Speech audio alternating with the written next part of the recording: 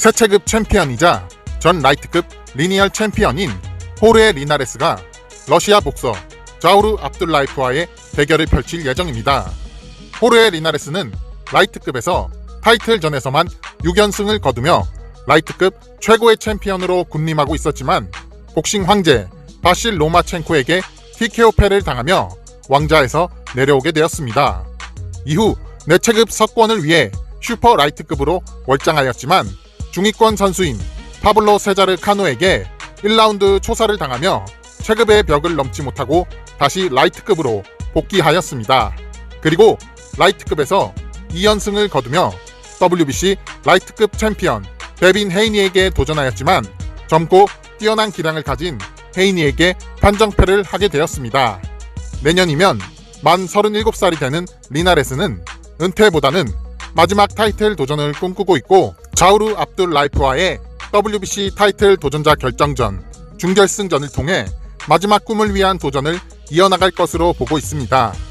리나레스와 맞붙게 될 자우르 압둘라이프는 러시아 국적의 선수로 14승 8KO 1패 커리어를 가지고 있고 데빈 헤이니에게 기권패를 당한 적 있는 선수입니다. 이 경기는 데빈 헤이니에게 패한 적 있는 두 선수의 패자 부활전 격이 되는 경기가 될 것이고 승자는 WBC 타이틀 도전자 결정전 파이널 경기를 통해 WBC 타이틀 도전자의 자격을 얻어낼 것으로 보입니다. 은퇴 전 마지막 도전의 기회를 잡게 된 호르헤 리나레스의 경기는 2022년 2월 22일 러시아에서 치러질 예정입니다. 슈퍼 웰터급의 떠오르는 강자 이스라일 마드리모프가 프랑스의 강적 미셸 소로와 맞붙게 됩니다. 이스라일 마드리모프는 뛰어난 아마 커리어를 가진 우즈베키스탄의 아마추어 스타 복서였고 아시안게임 우승 후에 국제무대 입상 이력은 없지만 350승 20패의 아마 전적과 세계선수권 우승자인 글랩박시, 올림픽 우승자인 알렌 로페즈와 같은 아마추어 강자들을 꺾으며 아마추어 무대 탑급의 선수로 인정받던 선수였고 프로 무대로 전향해 압도적인 기량과 화려한 퍼포먼스를 보여주며 슈퍼 웰터급 차기 챔프감으로 떠오르고 있는 강자입니다.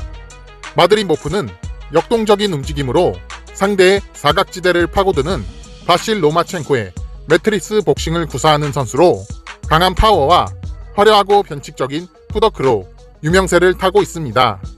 마드리모프와 싸우게 될 미셸 소로는 35승 24KO 1무 2패의 전적을 가진 선수로 현 WBO 챔피언 브라이언 카스타뇨와 박빙의 승부를 펼치며 아쉽게 스플릿 디시전 판정패한 적 있는 강자로 차기 챔프감으로 떠오르고 있는 마드리모프의 강력한 검증의 무대가 될 것으로 보고 있습니다.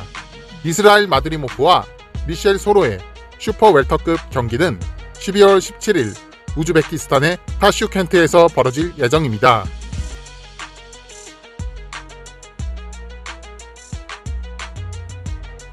WBO는 WBO 미들급 챔피언 드미트리우스 안드레이드에게 랭킹 2위 자니벡 알림 카눌리와의 방어전을 치를 것을 지시하였습니다. 드미트리우스 안드레이드는 WBA, WBO 슈퍼 웰터급 챔피언 출신으로 2018년 10월 WBO 미들급 챔피언의 자리에 올랐고 3년 2개월 동안 타이틀 5차 방어전을 치러낸 강력한 챔피언입니다. 하지만 안드레이드는 지루한 경기 스타일과 실력에 비해 인기가 없는 탓에 동급의 챔피언들과 인기 선수들이 기피하는 선수가 되었고 인지도 낮고 이름값 없는 낮은 레벨의 선수들만 상대하며 타이틀을 지켜왔습니다. 하지만 이번에 WBO가 지시한 타이틀 방어전 상대인 자니벡 알림 카눌리는 가늠할 수 없는 뛰어난 기량을 가지고 있어 안드레이드는 커리어에서 가장 위험한 상대를 마주하게 될 것으로 보고 있습니다. 드미트리우스 안드레이드의 6차 방어전 상대로 지목된 자니벡 알림 카눌리는 카자흐스탄 국적의 복서로 아시안게임과 세계선수권 대회에서 금메달을 따낸 아마 최고의 선수였고 2016년 10월 프로 무대로 전향한 뒤 현재까지 11승 7KO 무패 전적을 만들어 왔습니다. 알림 카눌리는 2021년에 전 챔피언 롭 브렌트와 하산 은지캄을 상대로 모두 피니쉬를 거두었고 놀라운 기량을 보여주며 미들급 타이틀 전선을 위협하고 있는 선수입니다. 챔피언 드미트리우스 안드레이드와 도전자가 될 예정인 자니벡 알림 카눌리의 대결은 앞으로 10월 20일까지 협상 기간을 가지게 될 것이라고 밝혔습니다.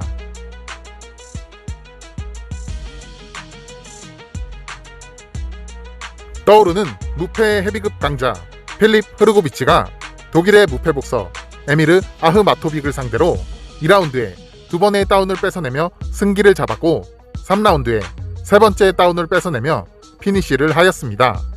필립 흐르고비치는 이번 승리로 14승 12KO 무패 커리어를 이어나가게 되었고 헤비급 상위권의 문턱에 서게 되었습니다.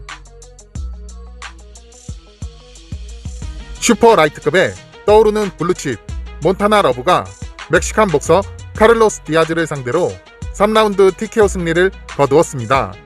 몬타나 러브는 한 수 위의 기량을 자랑하며 4번의 다운을 뺏어냈고 TKO 승리를 따냈습니다. 올해 8월 전 슈퍼 라이트급 챔피언 이반 바란칙을 상대로 기권승을 거두며 존재감을 드러냈고 이번 카를로스 디아즈전 승리로 복싱 팬들에게 확실하게 눈도장을 찍게 되었습니다. WBC 라이트급 챔피언 데빈 헤이니가 슈퍼 패더급의 강자였던 조셉 디아즈 주니어와의 타이틀 방어전에서 무난한 판정승을 거두었습니다. 경기 초반 헤이니는 빠른 스피드와 우월한 사이즈를 바탕으로 디아즈에게 원거리 폭격을 쏟아부었고 디아즈는 하이 가드를 굳게 올리고 헤이니의 펀치 폭격을 받아내며 전진하였습니다. 제대로 된 공격의 흐름을 찾지 못하던 디아즈는 경기 중반부터 레프트 오버핸드를 연달아 적중시키며 반격을 시도했지만 제대로 적중한 클린히트 치고는 파워가 부족했고 헤이니에게 데미지를 주지는 못하였습니다. 디아즈는 경기를 뒤집을 만한 허를 찌르는 파워 펀치들을 꽤 많이 적중시켰지만 패더급에서부터 올라온 디아즈의 파워는 라이트급에서도 큰 편인 헤이니에게는 부족했습니다. 경기는 헤이니의 우세 속에서 끝이 났고 강적으로 평가되던 조셉 디아즈 주니어를 꺾고 4차 방어전을 성공적으로 치러냈습니다. 데빈 헤이니는 경기 후 인터뷰에서 테오피모 로페즈를 꺾고 WBA, IBF, WBO 챔피언에 등극한 조지 캄보소스와 싸우고 싶다고 통합 타이틀전의 뜻을 밝혔습니다. 멕시코의 에두아르도 라미레즈가 3번의 세계 타이틀전 경험이 있는 콜롬비아의 미구엘 마리아가를 상대로 여유 있는 판정승을 거두었습니다. 에두아르도 라미레즈는 3라운드에 마리아가를 쓰러뜨리며 첫 번째 다운을 뺏어냈고 많은 펀치를 던지며 10개의 라운드 중 9개를 압도하며 완벽한 승리를 거두었습니다. 에두아르도 라미레즈는 이번 승리로 26승 12KO 3무 2패 커리어를 이어나가게 되었고 상위 랭커들과의 대결 가능성이 높아지게 되었습니다. 슈퍼 웰터급에서 미들급으로 월장한 카를로스 아다메스가 미들급 상위 랭커 세르기 데레비안첸코를 상대로 판정승을 거두었습니다. 카를로스 아다메스는 빠른 푸더크와 스위칭 전략을 통해 데레비안첸코를 상대로 경기 초중반까지 유리한 경기를 펼쳤고 데레비안첸코는 서서히 아다메스의 변칙적인 스타일에 적응하며 경기 중후반부터 효율적인 압박을 통해 좋은 펀치들을 적중시키며 뒤처진 포인트를 따라잡아 갔습니다. 아다메스와 데레비안첸코는 서로 상반된 파이팅 스타일을 보여주며 박빙의 승부를 보여주었고 카를로스 아다메스가 근소한 판정승을 거두게 되었습니다.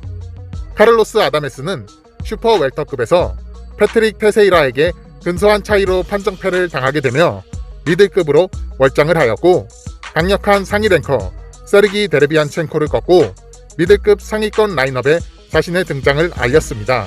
아쉽게 패배한 세르기 데레비안첸코는 다니엘 제이콥스, 게나디 골로프킨, 저물 찰로와 같은 강력한 챔피언들과 초박빙의 승부를 펼치던 미들급의 강자였지만 이번 카를로스 아다메스전 패배로 3연패를 하게 되며 하향세를 이어나가게 되었습니다.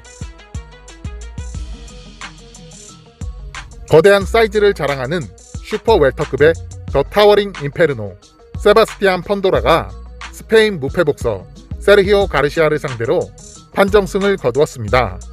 펀도라는 신체의 이점을 이용해 거리를 두고 싸울 것 같아 보이지만 거대한 사이즈로 상대를 찍어 누르는 강력한 클린치 싸움과 근거리에서 양훅과 어퍼컷을 효율적이게 활용하며 압박 복싱을 하는 선수입니다. 하지만 가르시아전에서는 그동안 보여주었던 모습과는 다르게 거리 싸움을 하는 전략을 보여주었고 경기 내내 가르시아와 수싸움을 하며 펀치를 주고받았습니다. 큰 접전 없이 지루한 싸움을 이어나가며 근소한 우위를 점하던 펀도라는 심판 전원일치 판정승을 거두며 18승 12KO 1무의 전적을 이어나갔습니다. 세바스티안 펀도라와 세르히오 가르시아의 이번 대결은 WBC 슈퍼 웰터급 최종 도전자 결정전이었고 승리를 거둔 펀도라는 WBC 타이틀 도전권을 획득하게 되었습니다. WBA 라이트급, 슈퍼 라이트급 정규 챔피언 저본타 데이비스가 상위 랭커인 이삭 크루즈를 상대로 판정승을 거두며 라이트급 타이틀 방어전을 성공적으로 치러냈습니다. 저본타 데이비스는 강력한 근거리 콤비네이션을 자랑하는 이삭 크루즈와의 접전을 피하며 원거리에서 치고 빠지는 아웃복싱을 보여주었고 이삭 크루즈는 철갑과도 같은 단단한 하이가드로 저본타 데이비스의 핵주먹을 막아내며 집요하게 전진 압박을 하는 모습을 보여주었습니다. 저본타는 자신보다 작은 사이즈의 이삭 크루즈에게 한 수 위의 테크닉을 보여주며 압도하였지만 이삭 크루즈는 묵묵히 저본타의 핵펀치를 막아내며 전진 압박을 이어나갔습니다.